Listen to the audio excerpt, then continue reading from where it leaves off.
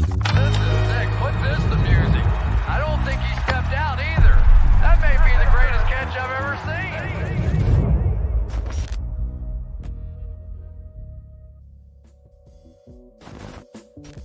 Welcome into another Giant Overreaction, the rawest, realest Giants content on the entire interweb out here, man. I am your host, Authentic. Today is absolutely going to be a quick stream. We're going to go over the schedule here, break down my final win total before we get the season kicked off here this Sunday. It's kind of incredible that the season is already here. The Giants are going to be taking on the Vikings at home in the opener. College football weekend just passed by, man, and things was definitely on fire. Shout out to my guy, Cam Ward. The Cam Ward agenda is going to be in full effect throughout the whole entire season. Definitely wishing him well. He had a pretty big game.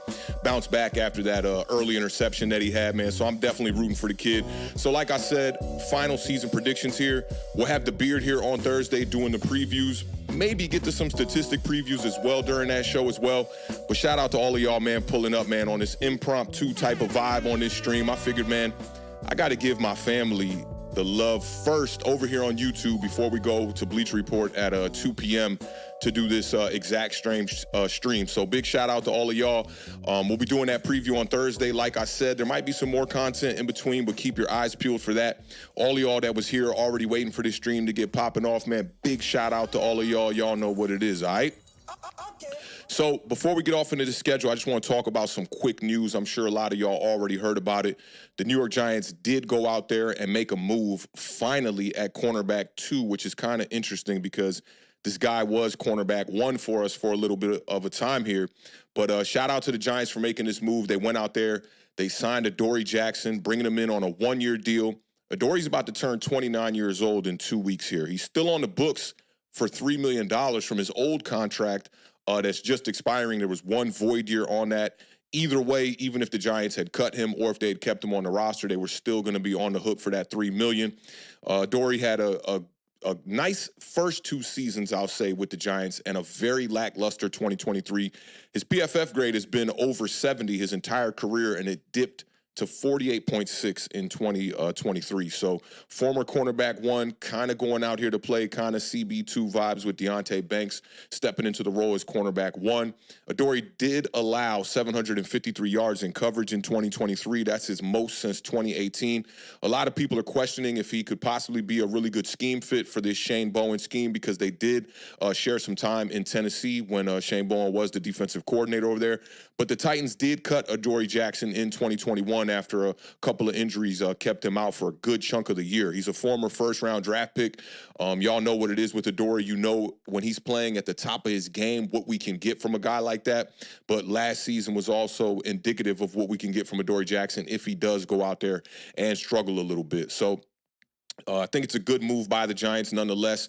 Kind of were struggling to try to find a way to bring in a cornerback 2 after waivers. Didn't really have any big names they could acquire. You saw Stephon Gilmore go to the Minnesota Vikings. So real tough situation to be in if you're Joe Schoen here, and it looks sort of kind of strange to bring in a guy that you just parted ways with here in March. But nonetheless, I think Adoree Jackson does upgrade this roster. And like I was saying on social media just yesterday, I think that bringing in Adoree Jackson could possibly yield the Giants getting one more win than I thought on the season. So we'll see how things go, and I'm going to be breaking down the schedule here. But nonetheless, shout out to the Giants for making that move and bringing in Adoree Jackson. I think it's a solid move.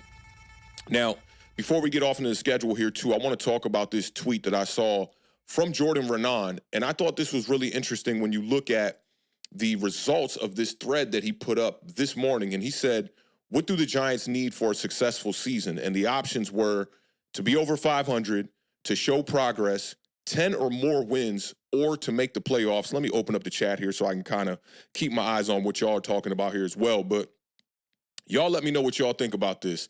What you think would be progress. Now, for me, the Giants need results, okay? This is Joe Schoen's 3rd draft, entering his 3rd season. Same thing goes with Brian Daboll. You're just 3 drafts now removed from 2022, where we had 11 picks, and really all we have to show from that, and I've talked about that a lot on this channel, is really just Kayvon Thibodeau as the guy who is trending towards being the next superstar for the New York Giants.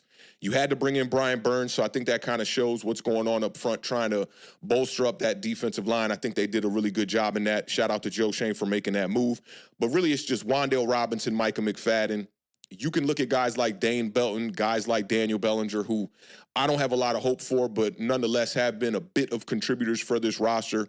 You did pay Daniel Jones the big contract, repaired the offensive line with a few Band-Aids that I feel like are, not long-term Band-Aids. These aren't the kind of Band-Aids that you could go to the pool on a hot summer day with and expect that Band-Aid to stay on, okay? These are offensive line repairs that are going to be for the near future when you look at these contracts with Illuminor, with Greg Van Roten, with John Runyon Jr. as well, who's on a 3-year deal, the most lengthy of those guys.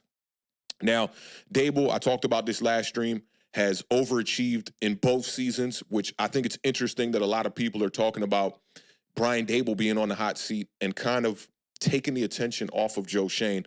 My buddy Sal from He's a Giant said this morning on his Twitter page that Joe Schoen is being treated like the new version of Daniel Jones. And it does seem a little bit like fans are just looking for a little bit of a scapegoat and looking for a way to kind of deflect and, give a little bit of leadway as far as, the results coming from Joe Schoen. Now, in this poll, for me, there's no time for no more moral victories for the New York Giants. And I understand that people have a view and understand the landscape of this roster, and it's not in the greatest position. I think that's kind of making people feel a little bit reluctant to kind of point fingers at Joe Schoen and really hold him accountable. But for me, of all those options, I would love the playoffs. I would love 10-plus wins, but I don't see those being very realistic. For me, it's you got to be over 500. Last year, you saw Brian Daboll go out there and get 6 wins with Tommy DeVito and Tyrod Taylor at quarterback and found a way to salvage that season to the disdain of a lot of New York Giants fans, because a lot of people towards the end of the season were looking at the tank vibes, trying to get their future quarterback in this draft. We end up falling to pick 6. At one point, we had as high as of pick number 2. So you were looking at Jaden Daniels or Drake May right there. Instead, Tommy DeVito goes out there, goes on a 3-game winning streak with Brian Daboll, and the Giants kind of lose some draft position there. But nonetheless, Brian Daboll has overachieved in both seasons. Coach of the year, his rookie year here with the Giants. He took Daniel Jones and his team to the playoffs, 9 wins, almost 10 wins. We had that tie against the Commanders. Goes out there, gets a playoff win against the Minnesota Vikings.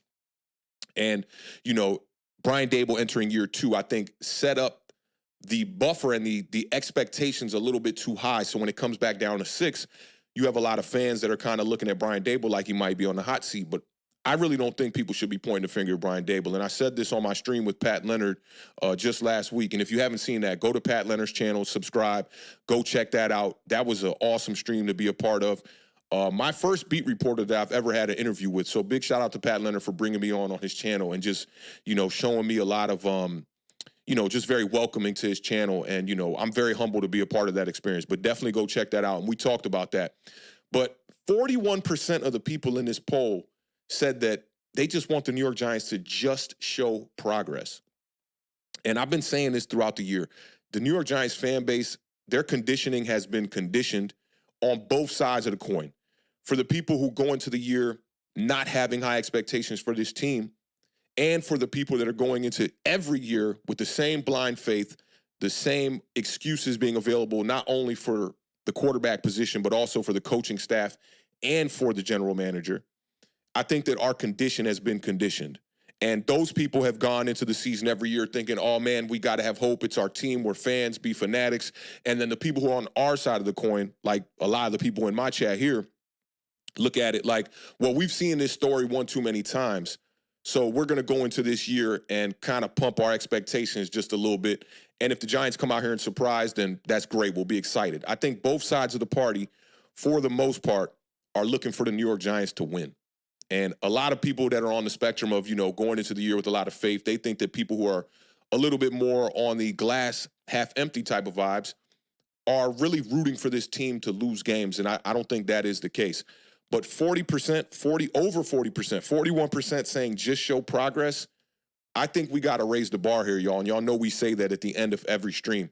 And Joe Schoen is setting up a very soft landing for not only the fan base, but also for himself and the rest of this staff.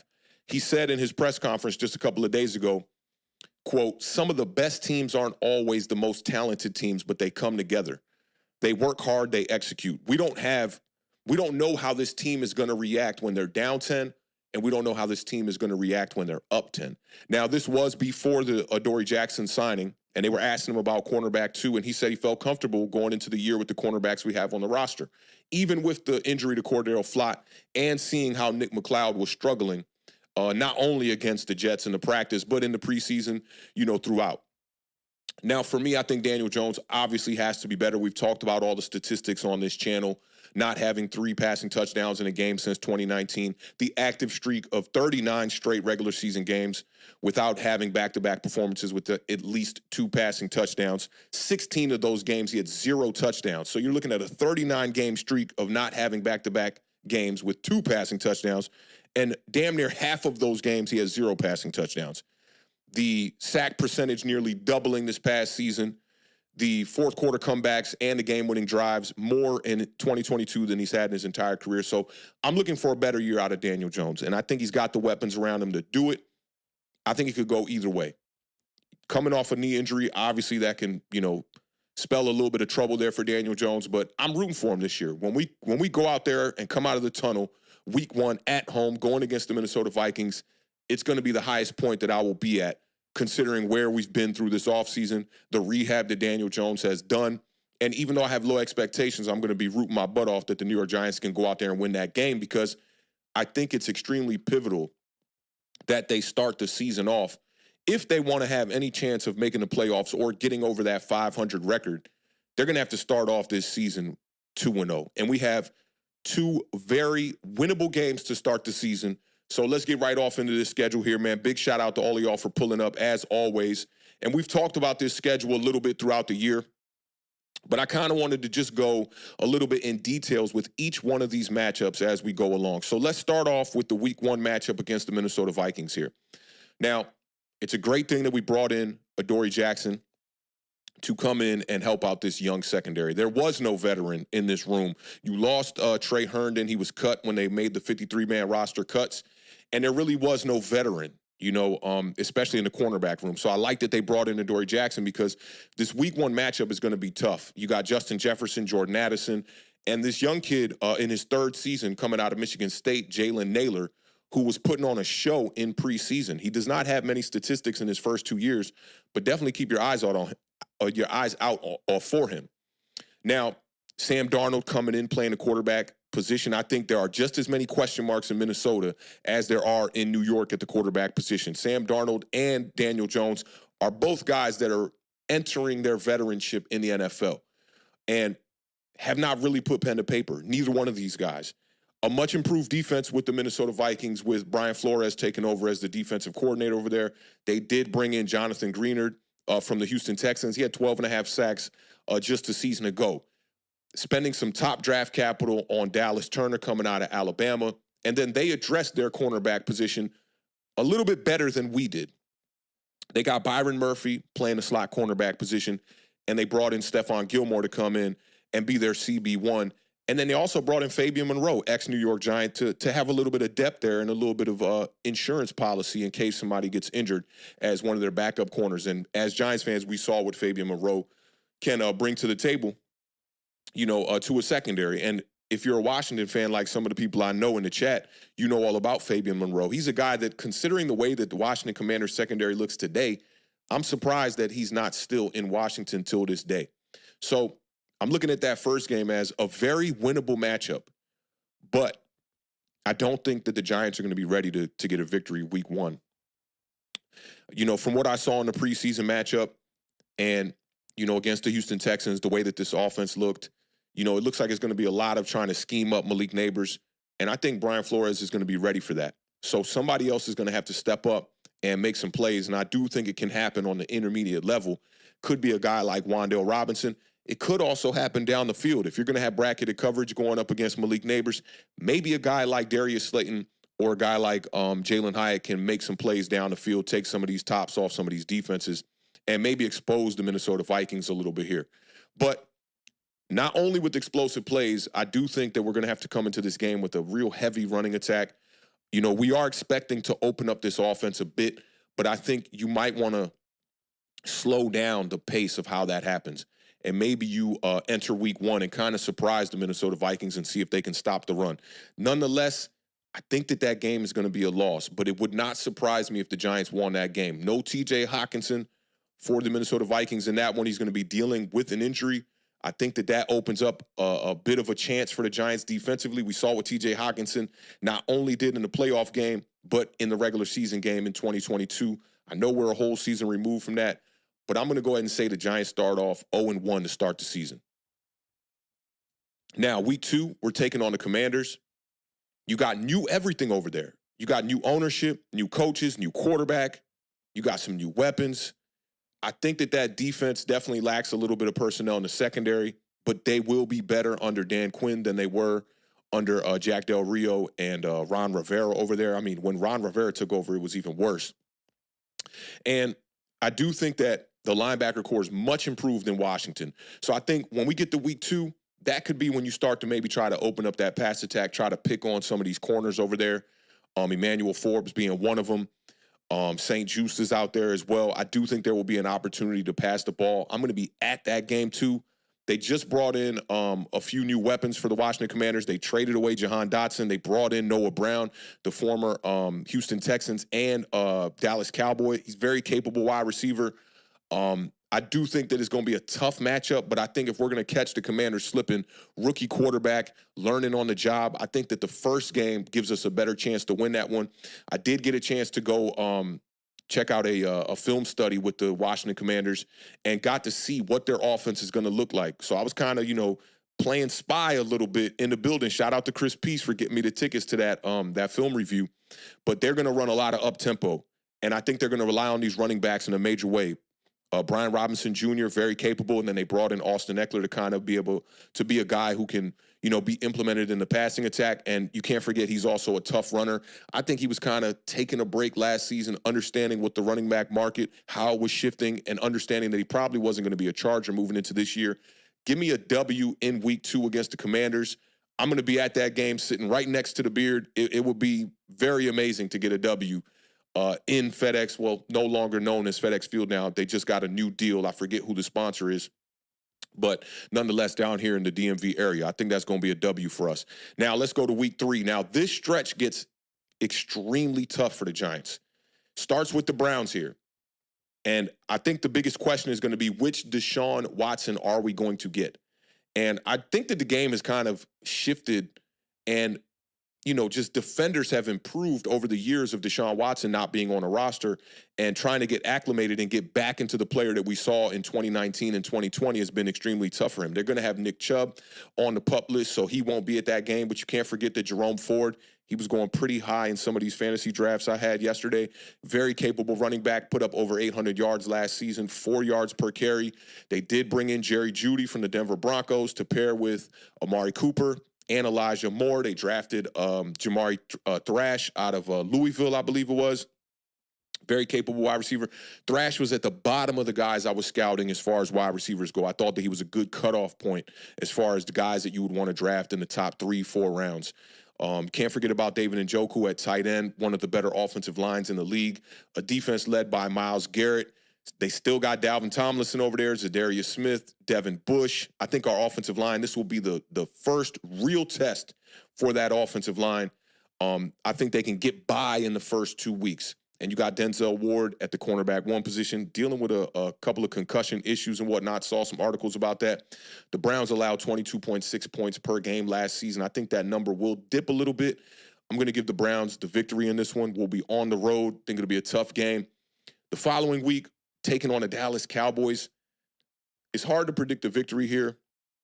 Dak is 11-0 in his last 11 matchups against the New York Giants. Hasn't lost since his rookie season. They did lose some people up front on that offensive line. Most importantly, Tyron Smith. They lost him to the Jets. Lost Tony Pollard. Brought back Ezekiel Elliott and Dalvin Cook. Dalvin Cook, one of only like 5 or 6 rushers to be in the top 10 4 times since 2018. Had a real tough outing with the Jets last year. The year before that with the Minnesota Vikings was a really good year. I don't know if Dalvin Cook has fallen off a cliff, but I think he's a good guy to bring in. They still got the other running back that they had over there last year. I'm forgetting my homie's name. Can't remember his name at the moment. He was the second, third guy over there. Very capable running back as well, too. I like the additions on the offensive line. Tyler Guyton, Cooper Beebe, my guy out of Kansas State. No Deron Bland in this first matchup. So if the Giants are going to try to find a way to beat the Dallas Cowboys in one of these matchups this year, I think this is the one. But you cannot forget, there will be an impact of Dan Quinn being lost. Obviously, no Deron Bland. He'll be out for like 6 to 8 weeks, I think I saw. They lost Stephon Gilmore, so Trayvon Diggs got to step up. But looking back at the last 2 games last season where the Cowboys beat the Giants with a combined score of 89-17, and in the last matchup, you had Brandon Cooks and CeeDee Lamb go for over 300 yards together in that game. They accounted for 2 touchdowns. Cooks had 173 yards in that game, and CeeDee Lamb had 151. 11 receptions for CeeDee Lamb, 9 for Brandon Cooks. This is going to be a tough matchup. It's relatively the same exact Dallas Cowboys team. I'm going to take the Cowboys in the W there. Going up against the Seahawks in the next week, this is going to be a tough matchup too. And it's a game that I wanted to consider that the New York Giants could possibly win. But they do still have a very solid offense over there in Seattle. New coach over there in Mike McDonald. You still got Tyler Lockett, DK Metcalf, JSN. Probably is going to have, I would say, that take-a-leap type of year. Still got very capable running backs with Kenneth Walker III, Zach Charbonnet over there. Their defense is definitely going to have a work cut out. I think our defense is also going to have their work cut out as well. This might be the game that I think Malik Neighbors really puts the league on notice here. It'll either be this game or that game against the Washington Commanders. I do think that, you know, there might be some ghost lingering in the back of Daniel Jones' mind, considering what happened in the last matchup against the Seahawks last year. Pivotal pick 6 in that game that really took the New York Giants out of it. Revenge games for Leonard Williams and Julian Love at the safety position. And I would keep your eyes on defensive end Jaron Reed. That guy is definitely known to cause some problems. He did that in the last matchup. Former Ravens defensive coordinator goes over there to be the head coach, and the Ravens Triple Crown defense last year led the league in sacks, led the league in interceptions. I think that's going to be a tough one. It'll be a winnable game, I feel like, but I'm going to go with the Seahawks in that matchup there in, what is that, week 5. And this stretch here, y'all, I just think is one of the toughest stretches for the Giants. And if they could come out of this stretch by the time they get to the Pittsburgh Steelers game, I really think that the Giants have a shot at being over 500. I see Simeon Toko is in the building. He says that Seattle's new offense is super dynamic. I agree with you. I think Seattle's going to be better than they were last year. Geno Smith kind of came back down to earth a little bit last year. I'd look for Geno to have a bounce-back year. I think he is more of the quarterback that we saw in 2022 than he is the quarterback we saw in 2023. So going up against the Bengals in this next matchup, this one is at home for the New York Giants. Y'all know what it is here. Joe Burrow, Jamar Chase, T. Higgins. Zach Moss is coming in to replace Joe Mixon. Joe Mixon's very capable running back. I think Joe Mixon's been in the top 10 4 times since 2018 as far as rushing yards goes. They did bring in Mike Gesicki at the tight end position, a guy that I was kind of targeting. I know he doesn't really fit the mold of the type of tight ends that the New York Giants really want to bring in. But I'm a big fan of Mike Gesicki, a guy that can stretch the field, gives me a little bit of that T.J. Hockenson type of vibe. And the Bengals did draft, the tight end out of Arizona, who I was extremely high on as far as a late pick. I thought the Giants could have got him in the 6th round. They ended up going with Theo Johnson in the 4th.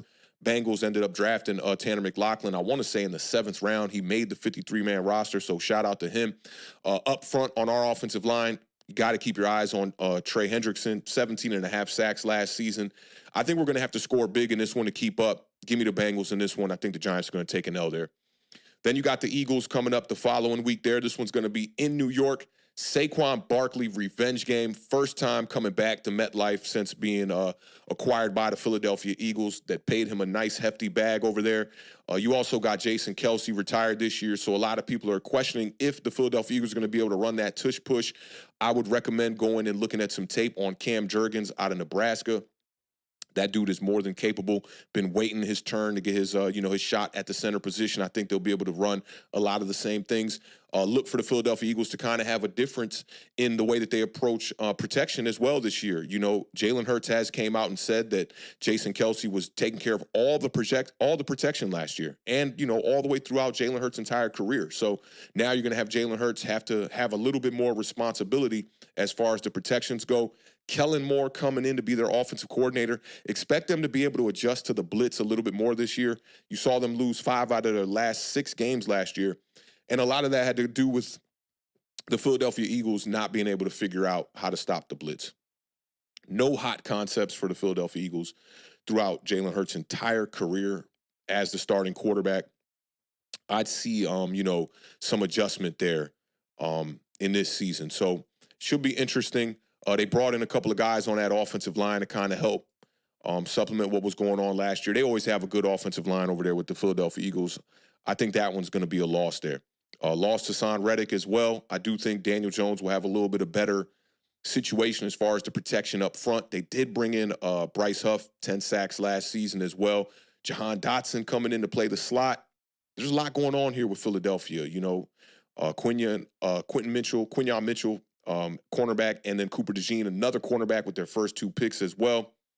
I think Kellen Moore is going to be a massive improvement from Brian Johnson last year at the offensive coordinator position. I think if you're a Philadelphia Eagles fan, you should have aspirations for the Super Bowl this year. That roster looks ready, and I think you have, check marks in just about every category. Now, this next game, coming up against the Pittsburgh Steelers. I've gone back and forth on this game a lot throughout the offseason here. New quarterback, Russell Wilson was named the starter. You got Justin Fields as the State Farm insurance policy over there. They do have weapons on the outside. George Pickens over 1,000 yards last year with Kenny Pickett at quarterback. You got Van Jefferson from the Rams coming in to kind of play that wide receiver 2 role. They did spend some draft capital, brought in Roman Wilson from the Michigan Wolverines. I think he can do a little bit of slot work. Roman kind of reminds me of Sterling Shepard just a little bit. I think he could be like what we saw out of Sterling Shepard early on in his career. Solid running game with Jaylen Warren and Najee Harris. Guys who aren't going to give you the big runs, but they're going to, be around that 4 yards per carry type of clip. And you got Mike Tomlin. I mean, Mike Tomlin, one of the better coaches in the NFL. 0 seasons under 500. That streak was definitely in jeopardy last season. I thought that they weren't going to get there. End of the year, they went on a bit of a run. They're bringing in Arthur Smith from the Atlanta Falcons as the new offensive coordinator, so things should look a little bit different. The offensive coordinator there last year definitely struggled a good bit. Top-tier defense. I drafted them in my fantasy league, led by T.J. Watt.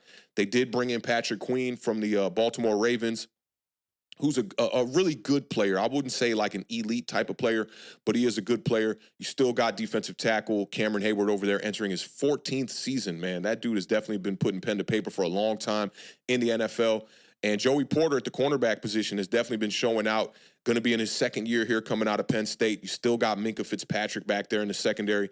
This should be a really close game. And earlier on in the year, I had the Pittsburgh Steelers winning this game. I think that Pittsburgh allows teams that aren't as good as them to win games throughout the year, and I think this is going to be one of them. I'm picking the New York Giants to win and end that streak of losses. What would that be? That would be a 1-game, 2-game, 3-game losing streak. I think it'll end against the Pittsburgh Steelers. The one thing that's going against the Giants is this game is in Pittsburgh. Them terrible Towers are definitely going to be out for this one, but give me the New York Giants and a victory in that one. All right, let's keep this moving here. Commanders for the 2nd time here. I'm going to go ahead and chalk this one up as an L. I think that Jaden Daniels will have a few games under his belt, a little bit more experience. He'll come into this game, and I think the Giants and the Commanders will split. This could go either way. I mean, the Commanders could win that game week 2 against the Giants, but I'm going to say the Giants take that game and lose this one at home to the Commanders. And then you got to go to Germany to take on the Carolina Panthers and your buddy Dan Morgan over there. Shout out to Joe Schoen one time. Okay.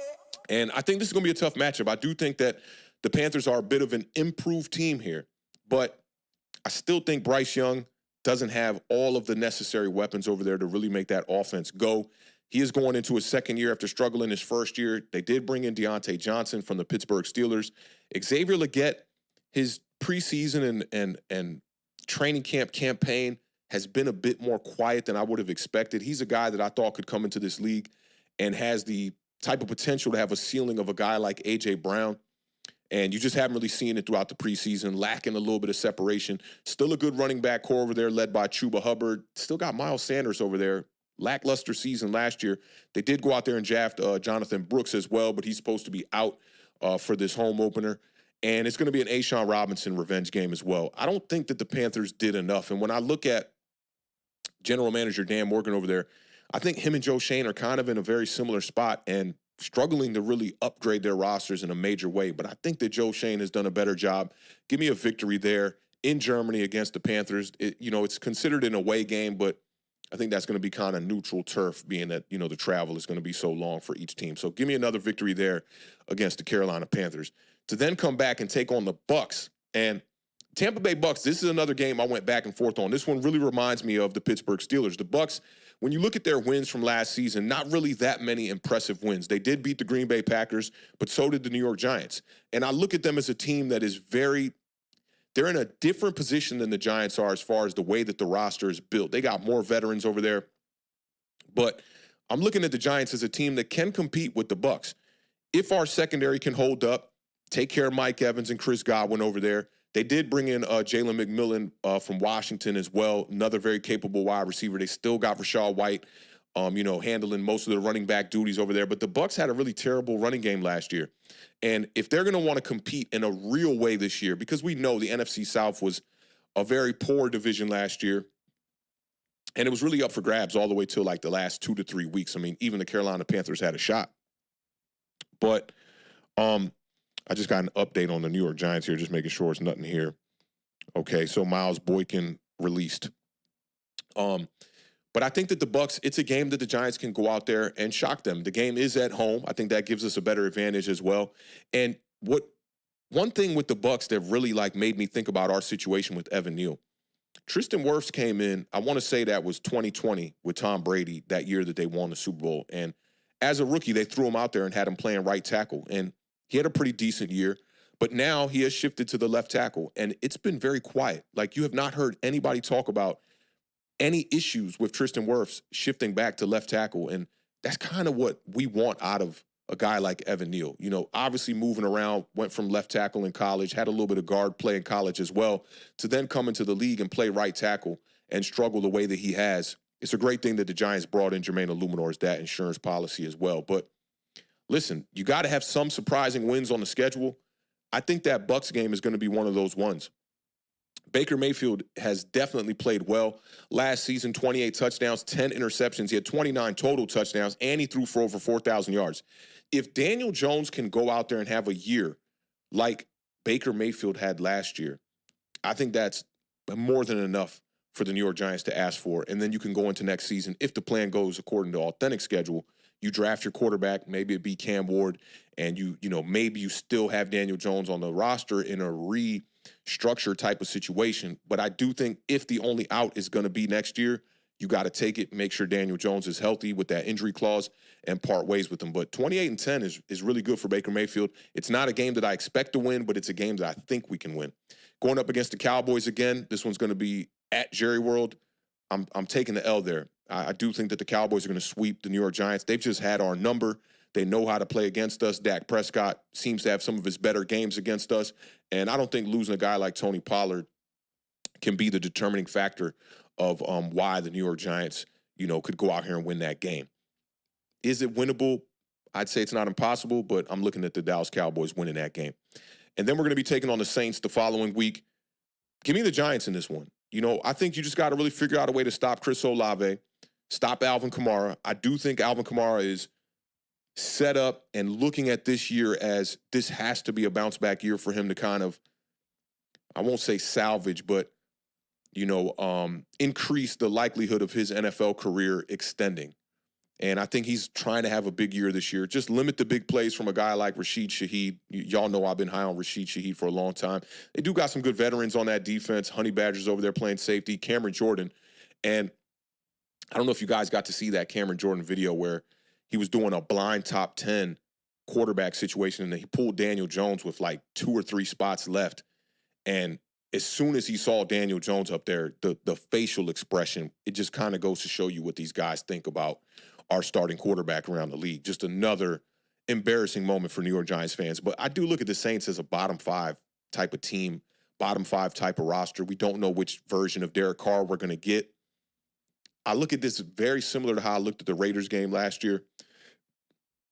Going into the 2023 season, I looked at the Raiders on our schedule, and I was like, that's a game the Giants should win. And granted, it was the game where Daniel Jones was coming back off the neck injury. kind of like forced them there. Tyrod Taylor gets hurt the week before, and all of a sudden Daniel Jones is cleared to play. It was very interesting. Goes out in that game, tears his ACL. I don't think if Daniel Jones would have finished that game, the Giants had a better shot at winning that one anyway. He was very inaccurate throughout the day, and the Raiders really just blew out the New York Giants in that game, to my surprise. This game here against the Saints, I think it's a game we should win entering the year, but you never know what's going to happen throughout the year. You know, the Saints could come out here and surprise the hell out of me. Who knows? Next week, we're taking on the Ravens. This one is going to be at MetLife. I think that does help us out there. Shout out to Mr. HD in the building. What's going on, Laylo, man? I hope all is well, my G. Right on time as I'm talking about his Raiders. Shout out to my guy, man. That's my dude, Laylo, in the building. So, Ravens game. We did get lucky and beat the Ravens 2 seasons ago in 2022. I won't even say got lucky. That might rub some Giants fans the wrong way. But found a way to get a victory in that one late with Lamar Jackson kind of falling apart, Kayvon Thibodeau making some plays, Daniel Jones leading us down the field, down by 7 to go up and take the lead after that. It was a good game. This will be Todd Monken's second year as the Ravens offensive coordinator. Zay Flowers' second year in that system as well. I think the Ravens really need to get more out of Rashad Bateman this year. They brought in Derrick Henry, 5 straight seasons in the top 10 in rushing for Derrick Henry. You're getting Mark Andrews back healthy. I don't know if he'll be healthy when we get this far in the season, but it's going to be good to see Mark Andrews back on the football field. I think the Baltimore Ravens are much better served when he's out there. Defense led the league in sacks and interceptions last year. You got Kyle Hamilton coming back, major dog over there. Roquan Smith, to me, is the most frightening player in the NFL. I don't know if you guys got a chance to see his mic'd up, man. If I was somebody that was having to go up against Roquan Smith, man, like, I would be like tucking behind blockers. I would be sliding from the quarterback position. I would be running a bunch of deep comebacks at the wide receiver position and finding a way to step out of bounds as fast as I could because, like I said, that guy is extremely frightening. I don't think the Giants see too much luck this game. Big win for the Ravens there by at least 2 scores. Now you got the Falcons game, and the Falcons, the Bucks, the Steelers, those are all games that, like, I feel like the Giants could be in. There are a lot of people around the league that think that the Atlanta Falcons were a quarterback away. And I don't agree with that. I do think that there are some issues, especially on the offensive side of the ball with them. Kyle Pitts is a guy that spent high draft capital on this guy and has not panned out. You could blame some of that on Arthur Smith, obviously. You're bringing in Kirk Cousins at the quarterback position. I do think that that's going to help that roster for sure. They should win a ton more games. And I do think that they should be the favorite to win the NFC South with Kirk Cousins over there. Desmond Ridder struggled in a major way last year. Some of the most head-scratching interceptions you'll ever see from a quarterback. Even the year before that, they had a bunch of head-scratchers as well with Marcus Mariota over there as well. But they did bring in Matthew Judon from the New England Patriots. He was injured in 2023. He did have 15 and a half sacks in 2022. They also brought in strong safety Justin Simmons from the Denver Broncos. The Atlanta Falcons allowed only 21.9 points per game last season, and that defense should be a lot better. Where I have some issues and a couple of question marks, wide receiver 2 being Darnell Mooney. Now, me and the Beard were very high on Darnell Mooney. Like, I want to say that was about our second year on YouTube. And he put up like around over 90 receptions with the Bears. And, you know, was trending in that wide receiver 1 type of conversation at the bottom of it. Reminded me a lot of like what Hunter Renfrow did with the Las Vegas Raiders, you know. And then it's like every other season after that has not been it. Now, he has struggled with the quarterback play over there. Justin Fields, not really a guy who can really see the entire field and whatnot. I'm looking at this game. Since I gave the Steelers win to the Giants and the Bucks win, I can't give them this win against the Falcons. Kirk Cousins is going to be looking for a little bit of revenge after what happened, you know, in the playoffs against the Giants in 2022. I'm going to give the Falcons the W there. This next one against the Colts, man. Shout out to my guy, Stan. Big Colts fan now. Former New York Giants fan. I don't know what y'all young folks is doing, just hopping from team to team to team. You couldn't do that in my day, Stan, but more power to you and your Colts. Anthony Richardson back off the injury. I would expect a ton of RPO from Shane Steichen. You didn't see any of it in the preseason. I think that was just to preserve the health of Anthony Richardson and to kind of just mask and disguise what they're going to be doing entering the year. I think it'll be a lot of RPO, heavy run, relying on Jonathan Taylor over there. Play action should open up some big plays. Michael Pittman Jr., a guy who's I like to put him in that realm of a guy like Terry McLaurin, maybe just a tier under it, not quite as good of a route runner as Terry McLaurin is, but nonetheless a very capable wide receiver. You bring in the guy that I thought we could have went after in this draft if we would have went quarterback at 6 with Michael Penix. You could have went out there and got A.D. Mitchell. He was available in the second round at pick 47. And then the Colts go out there and go get their guy who's absolutely a wide receiver too, kind of showing a little bit of his skill set in the preseason with some big plays and whatnot. They still got their big play threat in Alec Pierce, who will be kind of coming off the bench. And you also got Josh Downs now in his second season. So that offense looks like it's ready to go. It'll be tough stopping the run for us. I think this is a game towards the end of the year where you're going to have to see the New York Giants not clock out and see what we can do against the run with the big guys up front and being able to see what Kayvon Thibodeau and Brian Burns are going to be able to do up against, one of the better RPO offenses in the league. The Colts allowed on defense 24.4 points per game last season, and they got some dogs over there. Somebody I was talking to on Twitter said they don't have any talent with the Colts, and I'm like, man, A.D. Mitchell, Michael Pittman Jr., Anthony Richardson, you got Jonathan Taylor. Defense-wise, you got Kwity Paye, DeForest Buckner, Zaire Franklin at the middle linebacker position, my dog Kenny Moore playing that slot nickel corner. They drafted Latu in the first round. That team looks like they're on their way, and if you're looking at a team from a roster standpoint and youth, the Colts are ready to go. This team in about 2-3 years max should be a team that's contending. Now, the AFC is the tougher conference. It's going to make things tough for them, but I could see them being in the mix. They won 9 games with Gardner Minshew last year at quarterback. I had this one as a check mark as a win for the Giants. I ain't going to lie. I think we find a way to surprise them, but I'm going to flip-flop. I'm going to say the Colts win this one. It'll be a close game, but I think the Colts win this game. And then you go into the last game of the season against the Philadelphia Eagles. And I think this will be a position where the Eagles are the front runner, at least in the NFC East division, where this game won't matter. And I think the Eagles are going to rest their starters, and the Giants will find a way to get their first victory in Philadelphia since 2013. We are over a decade since we won in Philly. This last game is at Philadelphia. I think we'll break the streak. It's been far too damn long. So where does that put us here? So we got a win against the Commanders, win against the Steelers, a win against the Panthers. Crazy because those are all road games. A win against the Bucks, a win against the Saints, and I got a win to end the season against the Philadelphia Eagles to end that streak. That's 6 wins for the New York Giants with losses to Dallas, both games. 1 loss to Philly. We'll have a loss to the Colts, Vikings, Browns, Seahawks, Bengals, Commanders, Ravens, and the Falcons. I think that'll put the New York Giants at 6-11. Vegas has the number at 6.5. I saw that Sean Morash from WFAN came out and said that that's one of the best bets of the year in the entire NFL. It's free money, he's saying, to take the New York Giants over 6.5. So we'll see how that goes. Shout out to Lalo, man. I see you, fam. He's talking about get the homies' likes up. I always revert this back to a Chaz French line.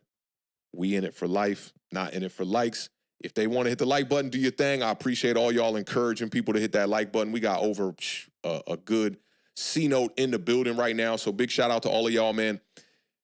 This is going to be a very tough season for the New York Giants. And I think this is going to be a learning season. I don't think anybody's really truly on the hot seat right now. But I do think that this is a pivotal season to kind of see where we're going in 2025. It's going to be tough. And I see the Beard said free money. And Toxic Tom said free money as well. No such thing. Yeah, there's no such thing as free money. There's always something. And I'm not taking that bet. David G says 7-10. I couldn't keep my eye on the chat because I did want this one to kind of flow by fast. I got to be on Bleacher Report here within the hour. But that's how I'm seeing it. 6-11, it'll be a learning season. You just got to see Brian Daboll and Joe Schoen not lose this locker room. You want to see them keep it close. But for me, as far as the expectations, you want to see the Giants go over 500. You want to see them win 9 games. You want to see them get to the playoffs.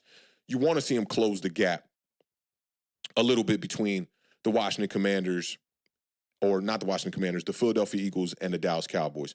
You don't want to see them allow the gap to increase between the Washington Commanders or breach that threshold, because we've really owned the Washington Commanders now for Daniel Jones' entire tenure. I think we've only lost 1 time, and it was pretty fluke. Me and the Beard were there on a offsides penalty on Dexter Lawrence that the league ended up coming back and apologizing for. So we'll see how things go with the New York Giants, man. Big shout out to all of y'all pulling up, rocking out with us on this edition of the Giant Overreaction.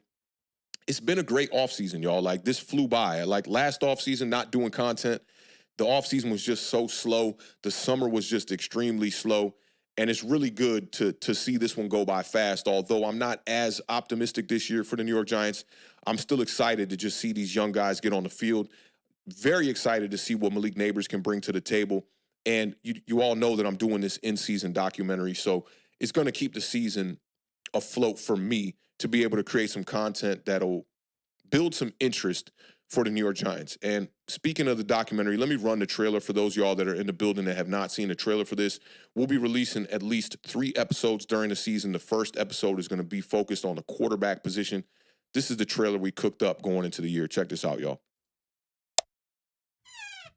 On 1st and 10. 6 quarterbacks went in the first 12 picks, and the Giants didn't draft one. Ain't that a bitch? Maybe I'm overthinking it, but I keep asking myself, when are we going to get back to competing? How the did we even get here? You better watch your mouth. Starting route to MetLife Stadium. Well, the 2024 season is around the corner, so I'm gassing up the whip, taking my camera and hitting the road all season to bring you the most original, whatever you want to call this that we do on YouTube. We'll talk to all the fans, and we'll do it in real time.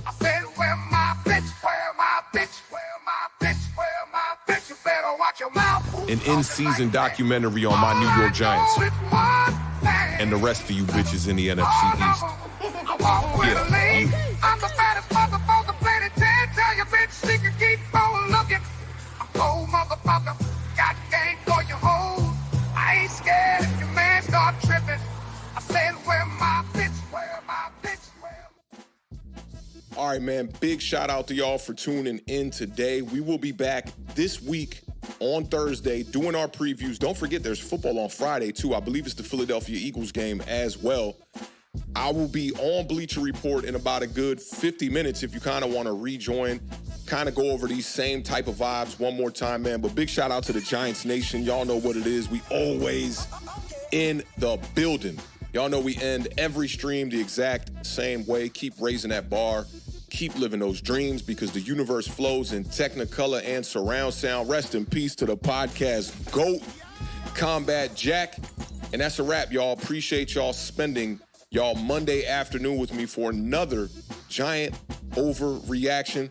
Let me see some biceps in the chat one time to get up out of here, man. I'll catch y'all on the next stream. Big salute to the gang, man. Y'all know what it is. And if you're digging the vibes, make sure to hit that subscribe button on your way out. Gonna be charting some more quarterbacks today, too. Keep your eyes peeled. I'm gonna go back, tap into that Shedeur Sanders game, and a bunch more college quarterbacks from over this weekend. Again, man, big shout out to all of y'all, and salute to y'all for pulling up, man. I'll catch y'all on the next one. Y'all be good. Peace.